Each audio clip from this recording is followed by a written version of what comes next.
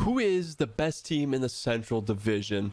This division is super tight, and I'm going to be going over all 8 teams to see who is going to be the top of the division at the end of the season. So, I am Wild for Hockey, and this is the Central Division so far.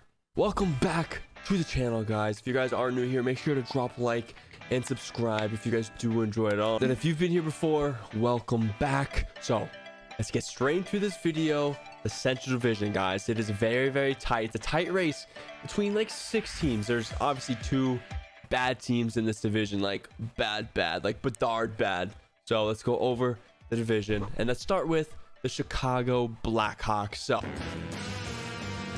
they're a very bad team, but it's what we expected at the beginning of the season. We all knew they're going to be this way because they traded basically all their best players. Obviously, besides Kane and Seth Jones, they traded other guys. The Brinket gone, Kirby Doc gone. Like, they traded all their best young guys, and they're just playing for the rebuild, which makes sense. It is what it is. But now, obviously, Patrick Kane, he will probably leave this season, even though what's his worth, we don't know. That's a different video. But if I am him, I'd obviously want to leave. But the Chicago team have a lot of draft picks. They had 2 first-round picks last season. So they just need to keep developing the younger guys. To me, honestly, just keep doing this. Keep developing your young guys and try to get Bedard. That is the whole focus of the season, is trying to get Bedard. And in my opinion, obviously, it is completely random with the odds. I do think Bedard is going to be a Blackhawk next season because it just makes sense. They're a big franchise with a huge audience, and their dynasty was just ended recently. Kane, Taze, Keith era is now over. And now they need a new beginning, and I think Bedard is that guy to start a new dynasty with, and I think Chicago is in need of that, and I think he's going to be a Chicago Blackhawk. But the ceiling for them this season is, like I said, they're not going to do anything. They're going to be bottom 3, maybe bottom 5 of the NHL, not doing much, and honestly, just keep developing younger guys and hope for the best in Bedard. So that is that for the Chicago Blackhawks. Up next, the other really bad team in this division is going to be the Arizona Coyotes. Everything is just not great in Arizona right now. You're playing at ASU. Your team is just not good in general. And I mean, there's just not much more to say about Arizona. They do have a very tough schedule going on at the beginning of the year because they just have no home games. Like, they played a couple home games and they look pretty solid at home. But now it's just away game after away game after away game. And it's just not, you're just not winning games right now. You're just not winning games.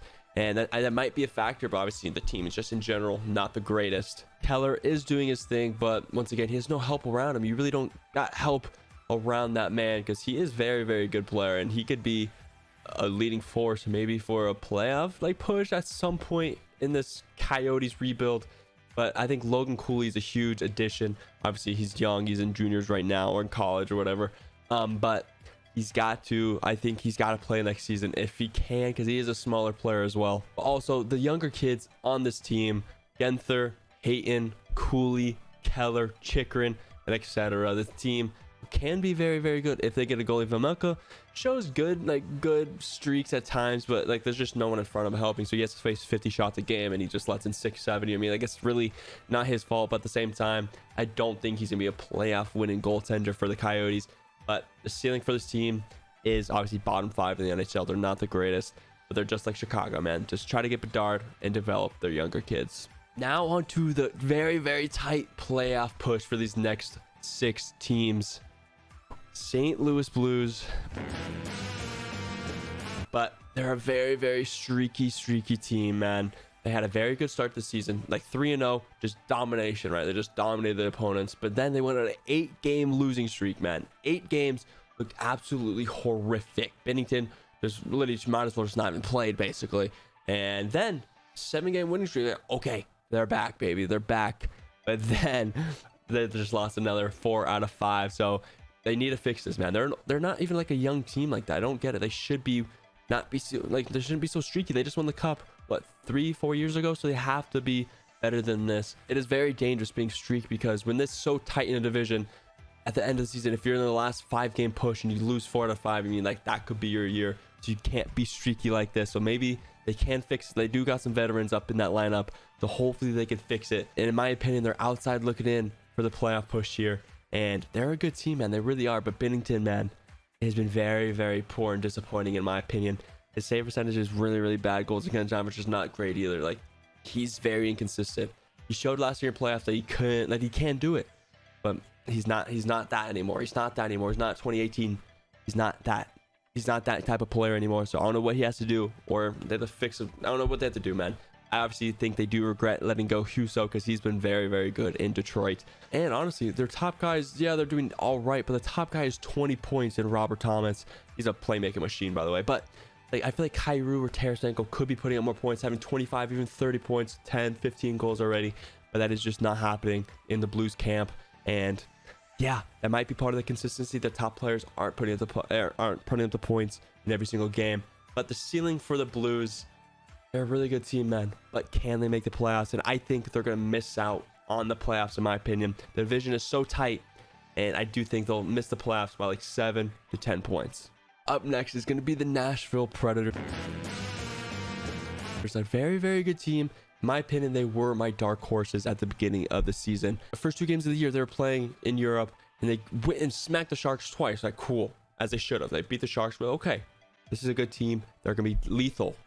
But then they went a bad streak again, which is all right. It happens, but now they are looking better. But still, in my opinion, I think this team could be doing better. I feel like it's a little disappointing, even though it's early on in the season still. But I think this team can get what it takes to make it to the playoffs.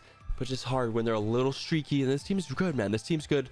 They have a lot of top goal scorers. Yossi isn't doing as good as he was last season. Last year he had a career. Can't even replicate that as of now. He is not. At the same time, UC Saros is not playing the greatest as well. He could be a top 5, top 7 goaltender in the NHL, and right now he is not doing that for the team.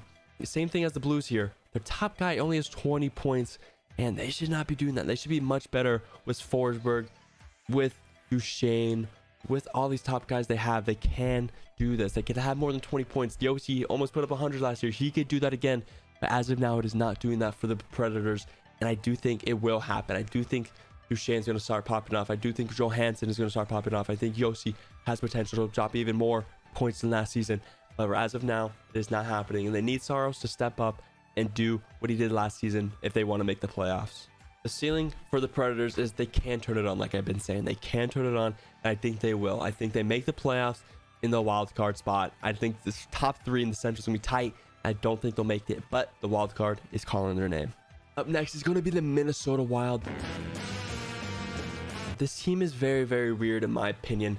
Another streaky team. That's a big similarity with all the Central teams. There's a lot of streakiness within these teams. So they're winning games, but in my opinion, their defense is so shaky. Like, you never know what defense we're going to get on the Wild. Even goaltending, Fleury is really bad or like really, really good, but he's been very mediocre this year, and he's been more bad than good in my opinion.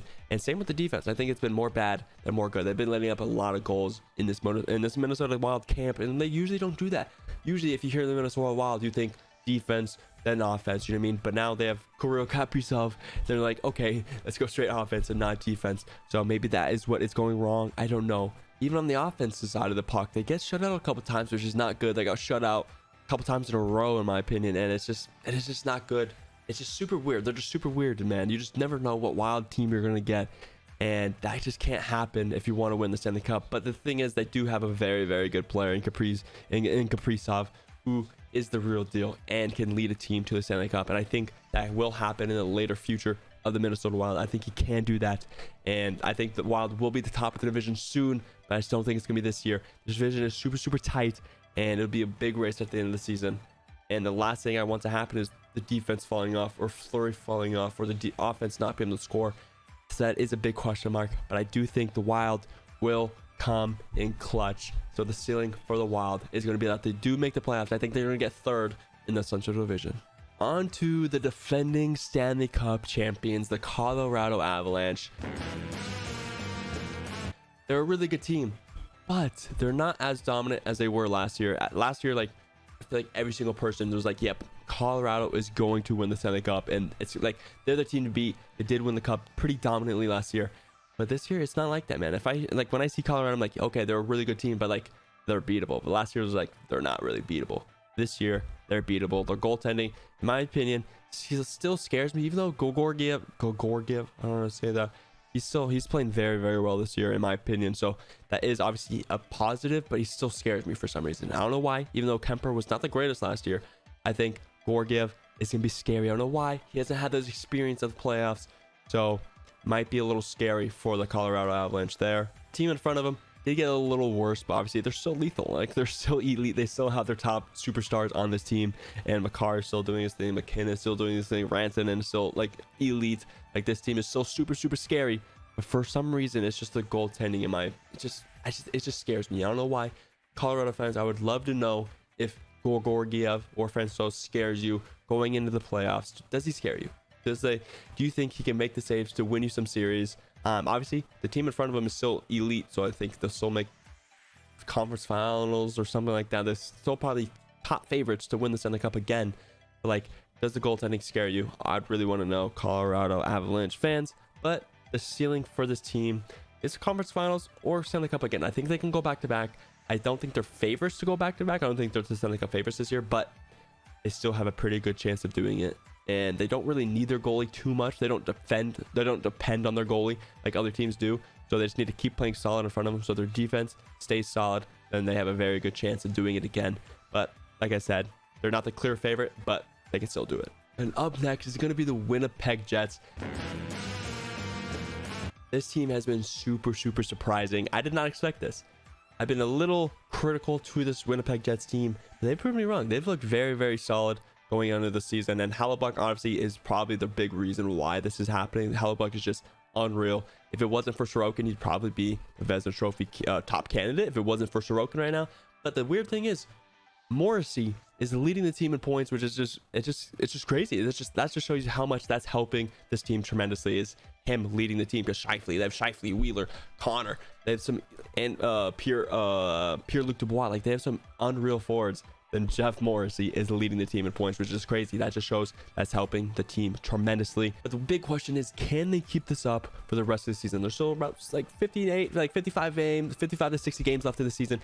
Can they keep this up? Like I said, it's still super, super tight in this division. So one bad stretch can end your year. So like these 6 teams have to keep it consistent. And can this team do it? I know they probably have the best goalie out of these teams, maybe besides Dallas. We'll get to them later. But can they keep this up? So I think Hellebuyck needs to play 45 more games. He needs to play like basically the rest of the season, and they need to keep this up. And I think they can, man. This team looks very, very good, but I feel like they do have a little streakiness in them. I think that towards the end of the year, they're gonna have a bad stretch that might make them miss playoffs. But their ceiling is that I do think it's gonna be close. It's gonna be a close finish, and it could go either way.